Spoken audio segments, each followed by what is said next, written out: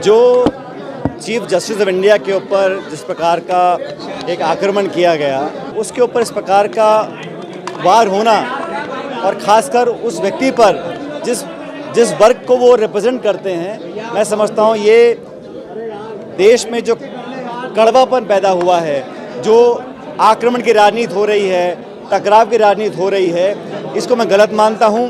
नहीं, बिल्कुल गलत है। राजस्थान के अंदर भाकरोटा में जो टैंकर में आग लगी एक्सीडेंट के बाद, झालावाड़ में छत गिरी, निर्दोष बच्चों की जान गई, ये दवाइयाँ और कॉफ सिरप पीकर बच्चे मर रहे हैं। आईसीयू में, सरकारी अस्पताल में, जिस अस्पताल में व्यक्ति स्वस्थ होने के लिए जाता है, जिस आईसीयू में पेशेंट्स ज़िंदगी और मौत के लिए संघर्ष कर रहे हैं, उस उम्मीद से जाते हैं कि सरकार और व्यवस्था हमें स्वस्थ करेगी।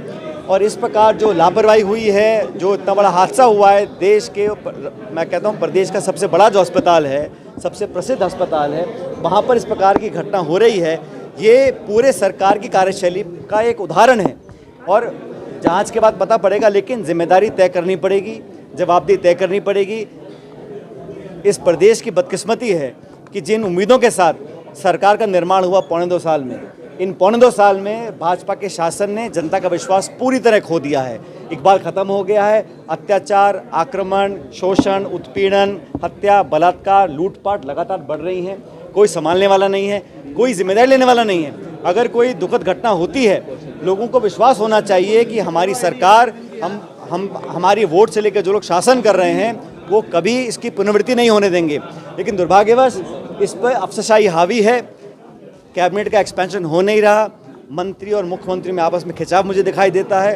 तो भाजपा सरकार, संगठन, केंद्र सरकार और जो डबल इंजन की बात करते थे, वो पूरी तरह ध्वस्त हो चुका है। ग्रामीण क्षेत्रों में विकास निर्माण के काम ठप पड़े हैं और जानबूझ के ये सरकार चुनाव टाल रही है।